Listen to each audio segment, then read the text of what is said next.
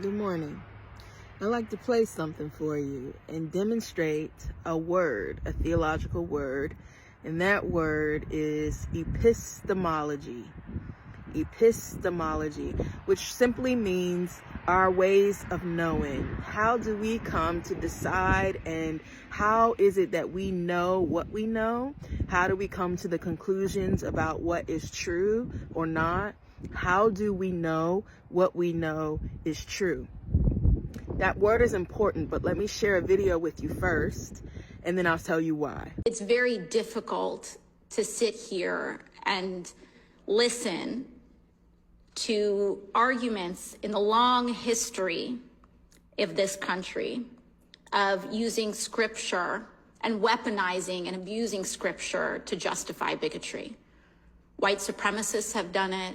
Those who justified slavery did it. Those who fought against integration did it. And we're seeing it today. And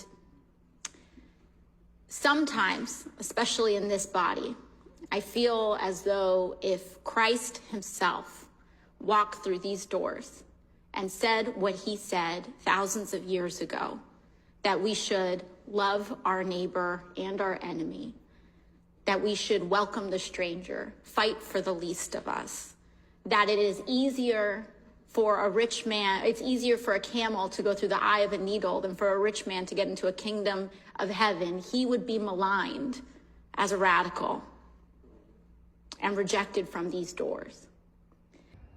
So what you got going on here is AOC looking at what she has read about Jesus in the Gospels and drawing a face value conclusion as to what Jesus's values might be. And I know, and it is part of my faith, that all people are holy and all people are sacred unconditionally. And that is what makes faith sometimes, that's what prompts us to transform, because it is unconditional. It's not about that it is up to us to love parts of people. We love all people. There is nothing holy about rejecting medical care of people, no matter who they are on the grounds of what their identity is. There is nothing holy about turning someone away from a hospital. There's nothing holy about rejecting a child from a family. There's nothing holy about writing discrimination into the law. And I am tired of communities of faith being weaponized and being mischaracterized, because the only time religious freedom is invoked is in the name of bigotry and discrimination. I'm tired of it. Okay. And so what happens when you watch something like this? And undoubtedly, all of your favorite evangelical talking heads, all of your favorite evangelical influencers are going to have a heyday with this video. So I'm just going to throw my video into the mix of that. Because this is the thing. What's important right now is you understanding epistemology. Because if you haven't gotten clarity about how you determine what is true and what is not, and what is reality and what is not, we are in trouble. Okay? So when you think about in the next few days what's about to happen in terms of our government, and you think about the fact that essentially a white man clause was used, that this country was made by and for rich white men, which means that they will be able to do whatever they want to do with the things that we have held to as law, with the things that we have held to even as reality. And so we are in a critical moment where people have to make a decision about what they will worship. Now, what AOC just said, you would have a hard time arguing with that, right? But guess what evangelicals are going to do? They're going to find a way to discredit her. They're going to discredit her character. They're going to say she's woke. They're going to say she's been a victim of the woke mob, that she's a radical left thug. They're going to say all kinds of things. But I want you to listen to what she's saying. And I want you to go back and read Jesus. And then I want you to ask yourself why it is that somebody feels like they have the audacity to tell you that what you're reading about Jesus is not what you're reading. You'd be hard pressed. Well, they might say something like, the Bible is clear on this.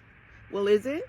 Because it looks like AOC and your pastor or your talking head or your Christian influencer has a very different conception of what Jesus is saying in the very same text. So go read it for yourself. My faith commands me to treat Mr. Minton as holy because he is sacred, because his life is sacred, because you are not to be denied anything that I am entitled to, that we are equal in the eyes of the law, and we are equal in my faith in the eyes of the world. And so I just have to get that out ahead of time, because it is deeply disturbing, not just what is happening here, but what this administration is advancing is the idea that religion and faith is about exclusion. And I know that what these influencers are going to do is try to get you to dismiss what she's saying because it's liberal. But again, that word, epistemology, you for yourself are going to have to decide how you will determine what is real and what is true. We're in a battle for reality, that there are several different realities at work because reality starts in our mind. And so when people blame God for their choices, and then they use their money and their power and their position to reinforce their choices and to create a narrative where now God is behind all the foolishness. And the only way to stop this is to change your mind. It's really that simple. God is a mirror. God is a mirror. And it's fine if you say AOC is wrong, that AOC is misinterpreting scripture. Just show your work. Show your work. Show your work. I am over the harm that is being caused by Christian influencers who are more afraid of losing their paychecks than they are of losing people to shame and depression and anxiety. People are knowingly, at this point, knowingly disseminating religious trauma because of what it would cost them to change their mind. We are not in a time for games. We are not in a time to be choosing mammon over the truth. And if we continue to make those choices, we will continue to see the fruit of those choices. But I'm going to tell you, whoever follows me, be thinking about why you have resistance to what she's saying. Where is that resistance coming from? Who taught you that it was wrong, what she was saying, and why? Make these people show their work. People have been able to use scripture and their own interpretations of scripture to determine what you will do in your life. You have to decide what you will worship. Nobody can make that choice for you. But don't blame God. Don't blame God for your choices. God is a mirror. It is not up to us. It is not up to us to deny medical care. It is up to us to feed the hungry, to clothe the poor, to protect children, and to love all people as ourselves.